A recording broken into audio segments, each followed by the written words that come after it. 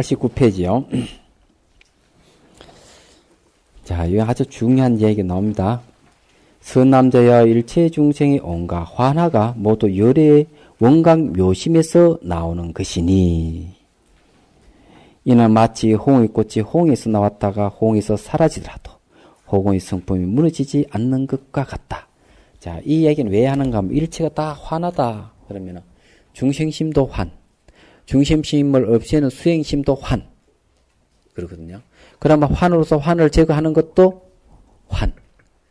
그러면은 다 헛개비니까 우리 수행할 필요도 없고 다 뭐 소용이 없지 않느냐. 이렇게 이제 얘기할 수가 있겠죠. 자, 결국 이제 그런 이야기. 모든 건 환화와 같다면 수행 주체도 환이고 수행 대상도 환이니까 수행하는 그 자체도 환이니까 다 허구가 아니냐. 그럼 수행할 필요가 없지 않느냐. 이런 얘기가 나올 수가 있죠. 그렇지만은 이제 여기서 얘기하는 게 뭔가 하면은 원각 묘심에서 모든 게 나온 게 환인 건 사실이다. 그렇지만은 다시 이것이 원각 묘심으로 들어간다. 호응이 이제 꽃이 피었다가 호응의 꽃이 사라지듯이 그렇지만 호응은 바뀌지 않지 않느냐. 마찬가지로 수행을 해가지고 수행하면은 환 속에 항상 원각 묘심이 같이 작용한다는 거지. 말하자면은 그래 번뇌 속에는 반드시 진심이 같이 작용을 한다는 거죠. 작용하니까 이 환으로서 환을 제거하지만은 환이 다 사라져 버리면은 사라지지 않는 게 있다는 거죠. 그것이 원각 묘시입니다. 원각이다. 이 얘기를 하는 겁니다. 그래서 그러면 수행이 이제 가능해지는 거죠. 이렇게 본다면은 그래서 이제 호공의 성품이 무너지지 않는 것 같다. 중생의 환심도 또한 환에 의지하여 멸하게 되나 모든 환이 다 멸하더라도 각심은 이제 깨있는 마음은 움직이지 않는다. 이 각심 자체가 텅 비어 있는 걸 본성으로 하기 때문에 비어 있는 거는 일어나고 사라짐이 없거든요. 그래서 이 공성의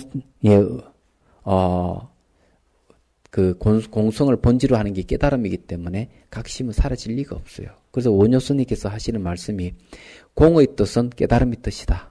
이렇게 이 얘기를 하는 겁니다.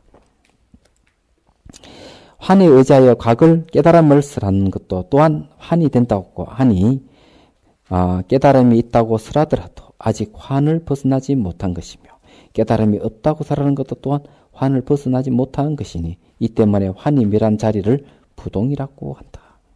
자, 여기서 얘기하는 건 뭔가 하면은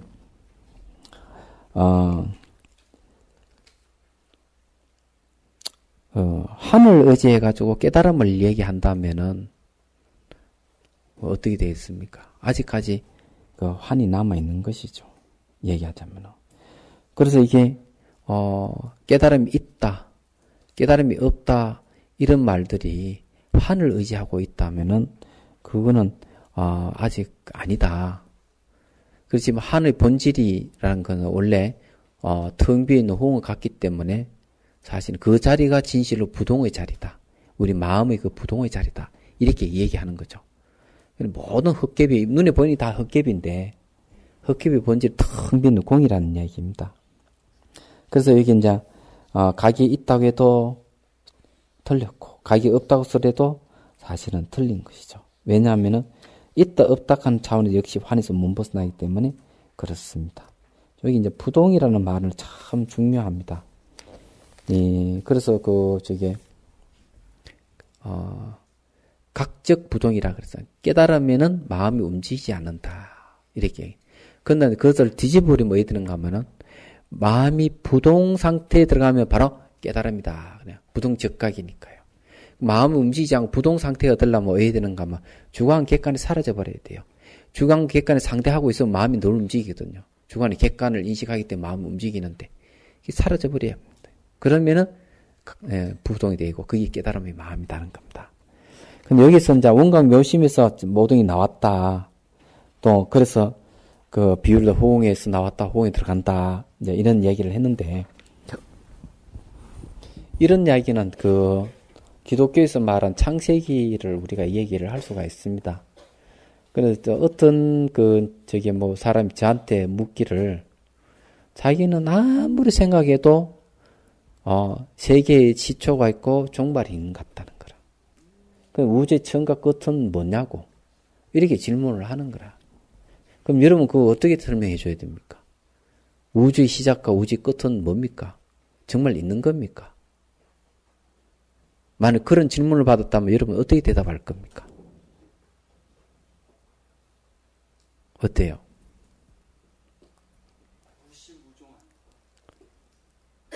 그게 무시무종인데 자기는 아무도 이 우주는 처음 있고 끝이 있다고 생각한다는 거죠. 그럼 무시무종이다고 얘기해 주더라도 논리적으로 설득을 해야 되는데 안 그래? 그냥 무시무종이다 이래버리면 곤란하지 않을까? 그 사람도 이해 못할 건데 그런 사람 어떻게 조박해야 됩니까? 제가 한 15년 전에 저 대구 시내에 내려왔다 건널목을 건너는데 웬 여자가 쪼르륵 달려와가지고 예수를 믿어야 됩니다. 예수를 믿으십시오. 그래 천국 갑니다. 이러는 거라. 그냥 들어보면서 그러지 말고 예수 믿기 전에 당신 자신을 한번 믿어본 적이 있느냐고. 그렇죠. 그 다음에 이렇게 돼. 하나님이 우주를 창조했습니다. 막 이렇게 이제 따르면서 그 믿어야 됩니다. 이렇게 얘기하는 거라. 인간도 창조 능력이 있는데 본인이 창조 능력이 있다 하는 걸 아느냐고 내가 얘기를 했죠. 그러니까 머릿속에가 안 따라오더라고요. 그렇죠. 그런 사람도 있대요.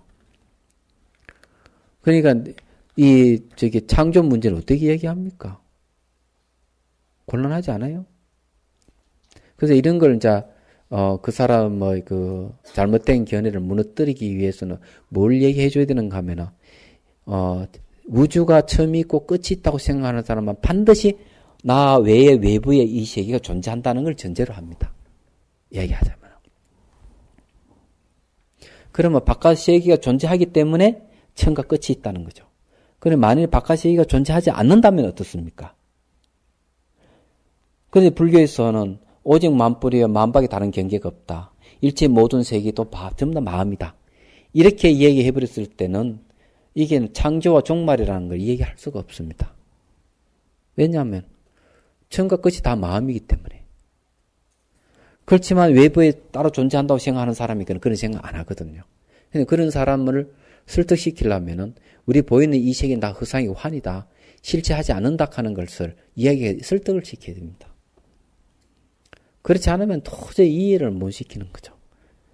그런데 이제 제가 총강사 있을 때 한 10명 정도 그 광양에서 사람들이 그룹을 만들었어요. 공부팀을 만든 거죠. 그런데 팀장이 기독교 집사예요. 어떻게 인연이 돼가지고 자기 불법 공부를 한번 해오겠다. 자기 기독교인이지만. 그래서 수타니 파타를 강의를 하는데 간혹 기독교를 해가지고 얘기를 하면은 이 집사보살이 그거 절대로 아닙니다. 이렇게 막 반박을 하고 변명을 하고 이러는 거예요. 그러니까 이게 수업이 잘 진행이 안 되는 거라. 그래가지고 수행을 시켰죠. 수행을 하라고. 수행을 시켰더니만 딱 체험하고부터는 뭐라 하나 스님 하신 말씀이 다 맞습니다. 딱 이렇게 나오는 거예요. 그러니까 이게 말로서 될 게 아니라 체험시켜가지고 사실 바로 그렇지 않느냐 이럴 때는 수긍을 하는 겁니다. 말로서 백날 얘기도 소용이 없어요. 엉뚱한 얘기 좀 하나 하고 넘어갈게요. 이 전도에 대한 얘기인데 광주에 잘 아시는 분이 있는데 그 아파트에 그분이 불자락하는 소문 나니까 목사하고 신자 2명이 불자를 찾아봤어요. 이 목사님은 교회를 2개 가질 정도로 아주 강주에서 유명한 목사인 거라. 찾아온 이유는 뭔가 하면 이 불자를 어떤 교회에 데려가려는 마음을 작심하고 온 거예요. 와가지고는 막 설교를 하는 거라. 근데 이 보살을 막 듣고 있다가 뚱땅지 같이 목사님 생일이 언제입니까? 생일 얘기를 해주니까 손을 탁 들었어. 목사님 요거 있죠? 이러니까 그거 막 깜짝 놀라는 거예요. 두 신도 딱 보내버리고 딱 독대를 딱 해가지고 얘기해. 이게 있는지 어떻게 아느냐고. 그래가지고 이제, 우리가 육갑을 딱 짚어가지고, 이거 있다고 말이야. 그러니까, 찢을 짓고 하라 그러니까, 파리에 있다는 거야. 이게, 세컨드가, 애도 있고. 근데 이거 떼고 싶은데 어떻게 하면 됩니까? 이러니까. 안 된대. 그치. 평생 간다고. 예. 어쩔 수 없다고. 이런.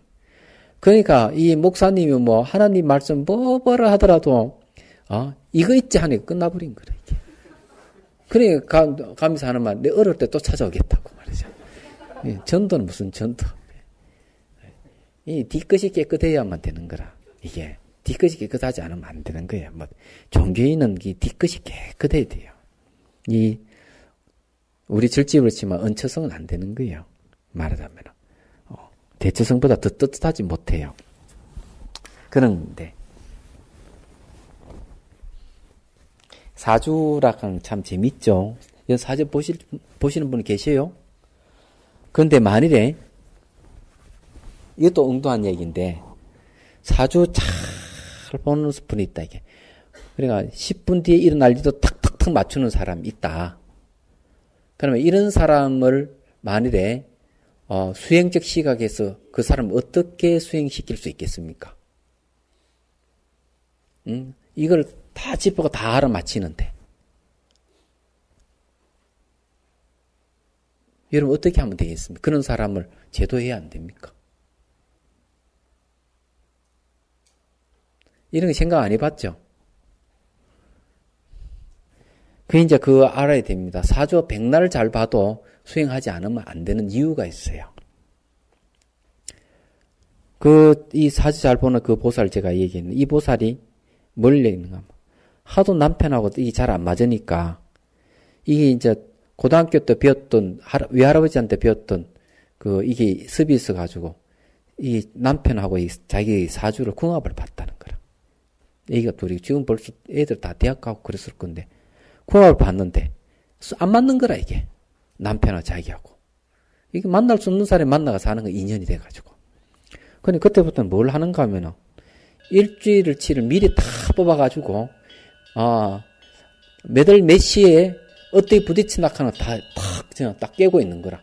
부딪힐 싶으면 싹 피해버리고, 나쁜 일 있으면 싹 피해버리고, 이러는 거라. 그럼 여러분, 수행할 필요 없겠네, 이죠? 그렇잖아요. 이 사주 보고 다 되는데, 안 그래요?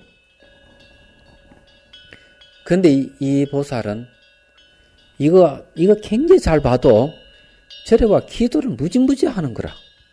그런 내가 물어봤어요. 왜 기도 왜 합니까? 사주 그래 잘 보면 그거 딱딱 맞추고 딱 하면 되지. 할 필요 없지 않느냐 이러니까. 그게 아니래요. 안 되는 게 있대요. 이건 이제 여러분 알아야 됩니다. 그래 괜히 또 사주에 들떠가지고 왔다 갔다 하지 말고 수행하는 사람은 이게 확실히 중심을 잡아야 되는 거라. 그게 뭔가 하면은 속에서 올라오는 감정이라든 생각은 사주로서 해결이 안 된다는 겁니다. 아무리 감정이 툭툭치고 이런 거는 사주로 풀 수가 없다는 거예요. 생각도 막 이래저래 온갖 잡생각 일어나는 것도 사주로 안 풀리는 거예요, 이게. 근데 그런 거는 뭘로 해야 되느냐? 수행을 해야 되는 거예요. 화두를 든지 내적 관찰을 하든지 이렇게 해야만 그 문제 해결되는 거예요. 그 사주의 결함이 그겁니다. 말하자면. 자, 그 다음에 이제 봅시다. 엉뚱한 얘기는 이제 좀 머리가 좀 식히졌죠? 90페이지 제일 밑에 단에 보면요. 이렇게 되어 있습니다. 모두가 환이라고 하는 것은 무슨 의미인가? 깨어있는 마음이 본래 청정하여 일찍이 생겨나거나 멸할 것이 없는데도 무릇 마음을 일으켜 생각을 움직이니 이 모든 것이 환이라고 하는 것이다. 이 말은 뭔가 하면 마음을 일으켜가지고 생각이 막 움직이면은 자, 그 생각에 의해서 투영된 세계, 이 세계는 다 가짜인 거라. 그래서 환이다 하는 겁니다. 얘기하자면. 근데 수행을 이제 하게 되면은, 이런 환이 제거되면은, 멸하지 않는 것이 이제 바로, 각심이거든요. 그걸 얘기를 합니다. 그 다음에 그 93페이지를 보십시오.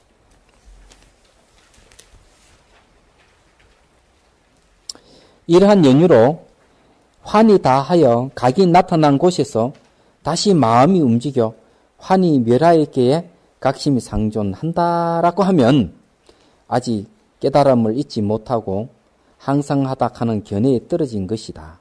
이 때문에 아직 지견을 잊지 못하며 환을 여의지 못하는 것이다. 자, 이 얘기는 뭐를 얘기하는가 하면은 수행을 해가지고 환이 다하니까 깨달음이 나타났다 이게야. 깨달음이 나타나니까 이놈 깨달음이 이 각심이 항상 존재하는 것이다. 이렇게 또 생각을 해버리면은 이게 이제 상견이 떨어지는 거래.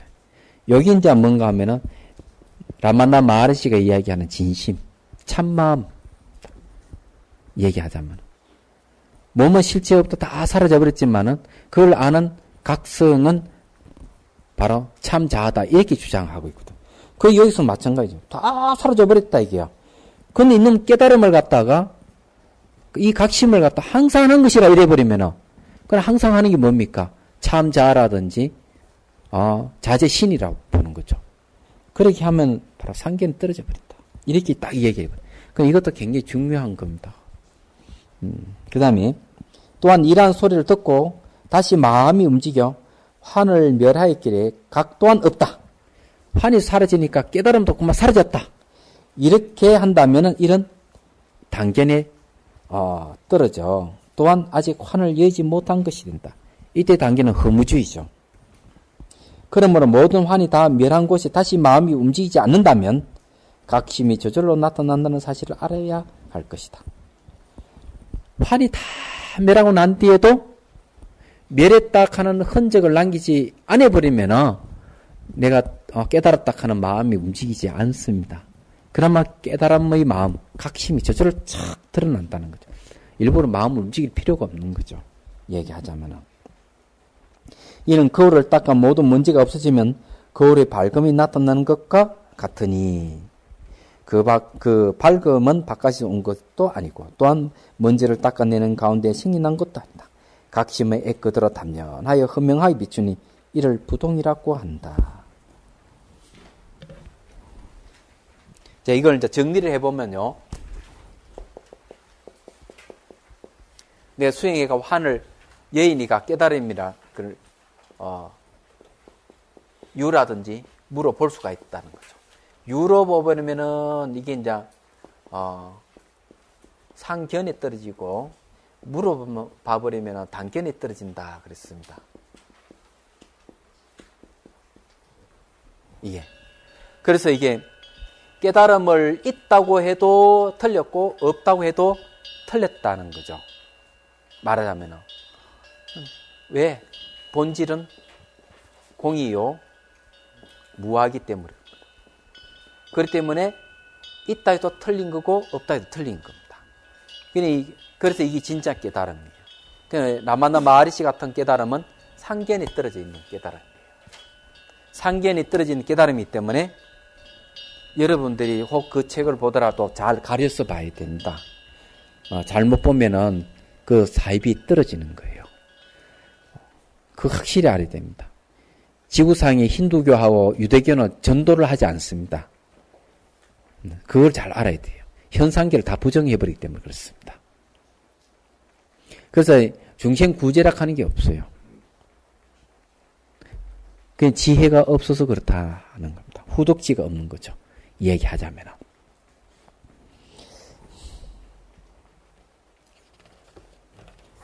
자, 그 다음에 94페이지 보십시오. 선남자여, 일체보살과 말세의 중생은 응당 일체 환화로 된 흠망한 경계를 멀리 여해야 한다. 네. 그러면 흠망한 환화를 여의를 때는 어떻게 해야 되느냐? 이제 여기서 이야기하는 건 뭔가 하면은 수행의 원리를 얘기를 합니다. 환화가 어떻게 없어지느냐 하는 거예요. 그리고 환화는 어떻게 없어지고 또 환과 같은 놈이 어떻게 없애야 하는가. 이 두 가지가 있습니다. 어떻게 없애야 하는가, 어떻게 해서 이렇게 없어지는가. 그러니까 이거 이치를 잘 알면은 화두 들 때도 마찬가지죠. 화두 오로지 의심을 일으켜가지고 이것이 무엇인가, 왜 조주스님 무라했는가, 뭐, 이런 식으로 화두를 들어갈 때, 그게 환이, 소멸하거든요. 그래서 환이 어떻게 소멸하고, 또 그 원리가 무엇인가.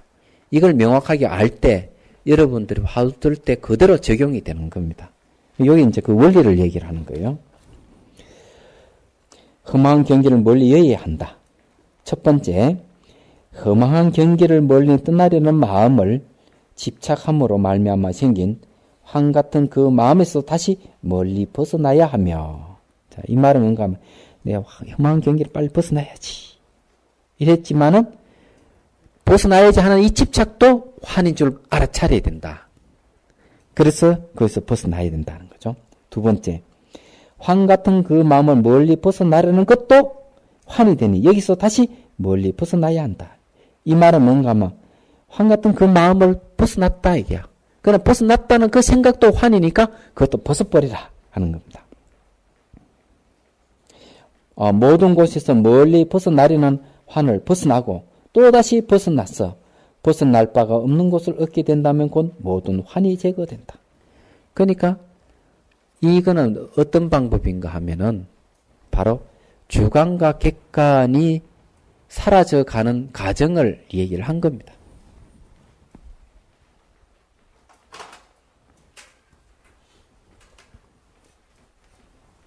네, 이런 얘기죠.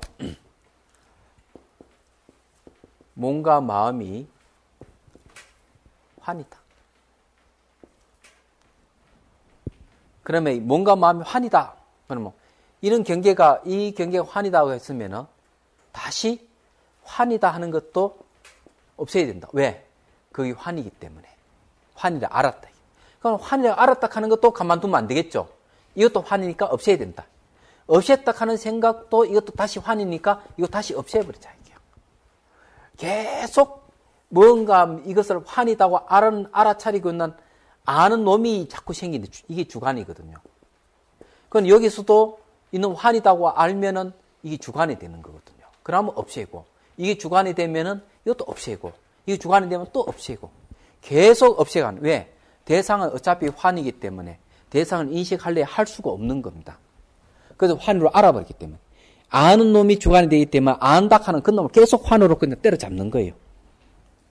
그러면 객관은 의미 없는 거고 주관도 점점점 없어져 가니 주객이 같이 사라져 가는 겁니다. 여기서. 그래서 궁극에 가든 모든 환이 제거된다. 그럼 화두 들 때는 어떻게 됩니까? 이렇게 되죠. 화두 들고 있으면 화두 들은 놈을 다 보고 있는 놈이 다시 생기는 거예요. 그게 이중 관찰이라고 합니다. 이목구 하는데 다시 이목구 하는 놈을 보는 놈이 다시 생기는 겁니다. 그러면 어떻게 합니까? 이목구 하는 놈을 보고 있는 그 대상은 도대체 이건 또 뭔가 하고 재차 또 물어야 될 거죠. 물어보면 또 묻는 놈에 대해서 다시 또 지켜보는 놈이 또 나타난다. 그러면 그 지켜보는 놈을 대해서 또 이것도 뭔가 이렇게 다시 또 반문을 해야 안 되겠습니까? 그래 생각이 일어날 때마다 계속 그렇게 하다 보면 이중 관찰이 난제 없어져 버립니다. 나중에 이것이 뭘라 할 수 없는 경기까지 가버리죠. 그러면 어디는 화두로 쑥 들어가는 겁니다. 왜? 이때까지 화두에 들어갈 수 없게끔 하는 것은 모든 말과 생각 때문에 그렇거든요. 그러니 계속 환으로서 환을 제거해 가버리니까 생각이 그냥 가만히 있을 수가 없죠. 다 소멸해버려요. 예. 그래서 이제 그 다음에 이제 그 아주 멋있는 얘기를 합니다. 불을 지피며 두 나무를 서로 비벼 생긴 불이 그 불을 만들어낸 나무를 다 태워 그 나무가 재와 연기로 사라지듯 환으로서 환을 닦는 것도 또한 이와 같다. 아궁이에 말이지 불을 때 뭐 있었습니까? 아궁이 불을 때 막 지피다 보면은 부재깡이로 막 이렇게 쑤시잖아요. 그럼 부재깡이도 같이 타버리죠.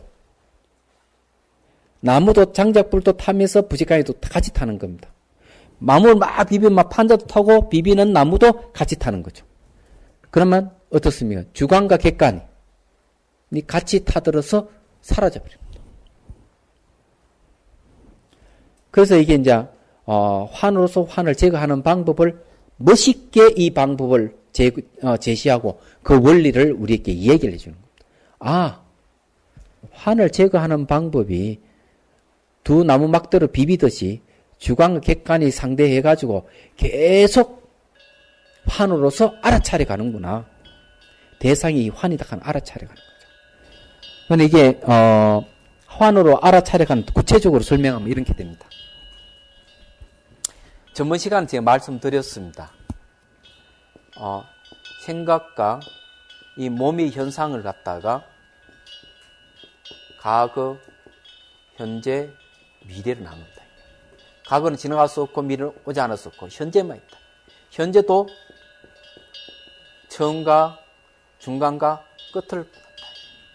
그래 이게 처음을 보면 일어나는 곳을 보여요. 그 다음 끝은 사라지는 곳으로. 생각이 일어나면 일어나는 곳을 보면 일어나는 곳이 없고 사라지면 사라지는 곳이 없어서 중간만 있는데 이 중간은 과정이거든요. 이 과정은 아무것도 없는 거라. 이 과정만 현상만 있는 거. 이걸 갖다 환이라고.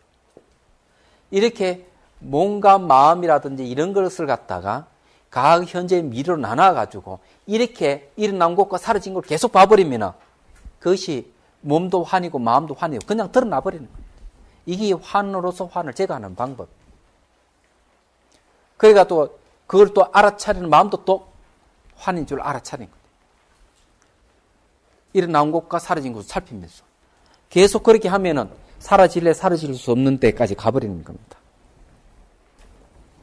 그 다음에 모든 환이 사라진다 하더라도 단멸에 들어가지 않게 되니 자, 모두 다 사라져 단멸이 왜 그러냐?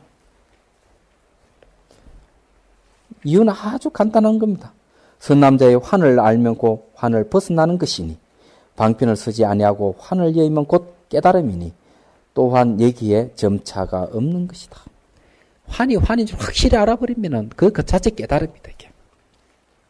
이 깨달으면 단멸이 아닌 거예요. 깨있는 마음은. 항상 하는 것도 아니지만 그렇다고 단멸이 아니에요. 혹은 텅 비어서 아무것도 없지만은 호응 자체는 없는 것이 아니듯이 깨달음도 그거 같은 겁니다. 얘기하자면. 그런 깨달음을 갖다가 있다고 해도 틀렸고 없다고 해도 틀린 겁니다. 그렇기 때문에 있다 없다 하는 게 생기면은 항상 하다 단멸한다 그냥 허무하다 하는 게 나올 텐데 있은 거 없으면 자체가 없으니까 깨달음 자체를 유무로 판단이 안 되죠. 상견과 단견으로 안 되는 겁니다. 여기서 말하자면. 그럼 이런 건 돈수 되겠죠. 점차가 없죠. 환인 줄 알면 바로 깨어나버리니까. 환인 줄 알면 깨어나지만은 환인 줄 알아도 깨어나지 못하는 경우는 어떻겠습니까? 그러면 점수하는 거죠. 어쩔 수 없는 겁니다. 네. 이 단락에서, 이 단락에서 부처님은 환 닦는 이치를 다 쓰라고 다시 지견의 허물과 방편 점차의 뜻을 드러내고자 했다. 또한 단지 환을 멀리 벗어날 수 있어 알르마리가 생겨나지 않는다면은 방편 점차의 단계가 없음을 드러내고자 하였다. 자, 이 말은 뭔가 하면은 내가 환을 가지고 환을 제거했다. 제거했다는 생각이 남으면 그 지견인 거예요. 말하자면. 그래서 그마저 또 제거해 나가는. 이게 방편 점차예요. 그렇지만은 환이라 하는 게 확실히 알아버리고 환이라고 알고 알아서 환이라 하는 이 알의 찌꺼기도 남지 않는 상태면은 방편 점차가 필요 없는 거죠. 바로 돈수예요. 이거는 화두가 똑같습니다. 화두 참고하는 거 똑같습니다. 원리가. 그 라마나 마하리시가 이야기하는 자아 탐구하는 방식하고 비슷합니까? 전혀 다르다 하는 사실을 여러분 아셔야 돼요. 자아를 전제해서 탐구해 가는 거하고 자아를 전제하지 않고 탐구해 들어가는 거하고 전혀 다른 거예요. 요즘 보니 야구를 신문에 보니까 삼성이 아주 잘 했는 돼요. 근데 옛날에는 혜태가 되게 잘했거든요. 혜태하고 삼성하고 붙으면 삼성이 다 깨지거든. 근데 요즘은 삼성 선수가 감독으로 와가지고 삼성이 승승장구를 하더구만. 그런데 제가 이 이야기하는 이유는 다른 게 아니고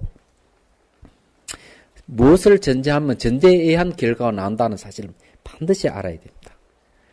그래서 이게 혜태를 좋아하는 아이하고 삼성을 좋아하는 아이가 둘이 딱 만난 거라. 근데 광주 무등산 경기장에 이제 경기를 하는데 혜태를 좋아하는 아이가 하는 말이 이거는 게임 보는 만에 혜태가 이긴다. 삼성은 아니다. 이번에는 아마 삼성이 이길 것이다. 이래 막 주장을 한 거야. 근데 실제로 딱 시합 붙어가지고 소 뒷걸음치다 지잡은 격으로 삼성이 또 이기는 거라. 그래서 도저가 봐라 삼성이 있지 않냐 이러니까 에이 그럴 리가 없다. 이때까지 계속 혜태가 이겨왔으니까 지금 혜태가 이겼을 것이다. 이렇게 주장을 계속 하는 거예요. 그래 이 전제가 무서운 거라. 이때가 혜태가 널 이겨왔으니까 이 게임도 보나마나 혜태가 이겼다 하는 거는 혜태가 널 이겨왔다는 걸 전제를 하는 거라. 그러면은 혜태가 이겼다는 결론이 나와버린 거라. 이런 오류가 생기는 거예요. 그래서 이게 나는 누구인가 나를 전제를 해보내면 끝에 나가 나와버린다니까. 그런 엉터리가 어딨어요. 그러니까 이건 잘못된 거예요. 수행 자체가. 아무래도 첫 단추를 잘못 끼운 거예요. 그럼 여기에서는 그나마 어떻게 하는가? 자아를 전제로 하지 않고 뭘 전제로 했습니까? 환을 얘기합니다. 환. 환은 실체가 없다 얘기죠. 자아가 없다는 거죠. 그러면 결국 환을 제거하고 하면은 뒤에 남는 건 뭐가 남습니까? 깨달음이 남는 거죠.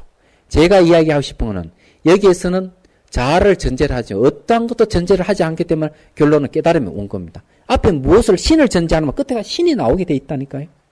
이런 거는 수행이 없어요. 기독교가 무슨 수행이 있습니까? 없잖아요. 믿음밖에 없잖아요. 왜? 신이 모든 거 다 알아서 하는데 중생들이 할 게 없는 거예요. 수행할 게 없어요. 그래도 하나님 좀 자비로워가지고 야 열심히 수행하면 니도 하나님 된다 이러면은 기독교도 명상센터가 막 생기고 수행은 생길 거예요. 그렇지만 안 생기잖아요. 왜? 누구든지 나도 하나님 되겠다 하면 죽일 놈 돼버리는데 하나님은 한 분밖에 없단 말이에요. 두 사람 생기면 안 되잖아요. 그럼 불교는 어떻습니까? 무아를 이야기하기 때문에 누구나 부처가 될 수 있다. 이렇게 하니까 수행을 하는 거예요. 가능해지는 거죠. 그래서 생사에서 벗어날 수 있는 길이 열리는 거죠. 이 원리가 그런 이야기입니다, 이게.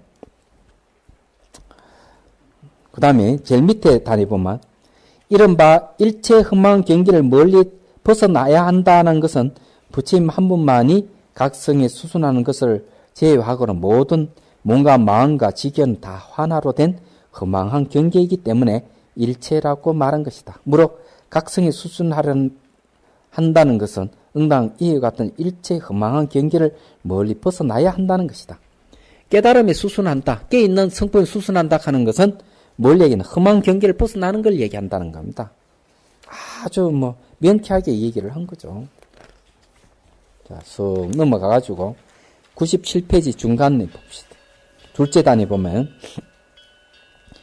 허공을 대각에 비유하고 대지를 땅을 모든 중생계에 비유하며 불을 지피기 위한 두 개의 나무를 능치와 소치에 비유한다.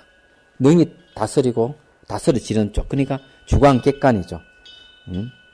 소치는 나무 판과 같은 것으로 교화할 중생이며 능치는 비벼될 나무와 같은 것으로 교화할 수 있는 방편을 뜻한다. 방편은 곧 자비와 지혜를 의미합니다. 불을 나타날 각에 비유하니 시각을 말하는 것이다. 자, 이게 중생은 뭔가 하면은 자기도 중생이에요. 남도 중생이고. 그렇기 때문에 이게 중생이라는 얘기입니다. 이게 소치는 바로 중생이다. 능치라 하는 거 바로 그 교할 방편을 얘기하는 것이다. 이렇게 얘기를 하는 겁니다. 자, 또 넘어가고요. 어디를 보는가 하면은 98페이지 보십시오.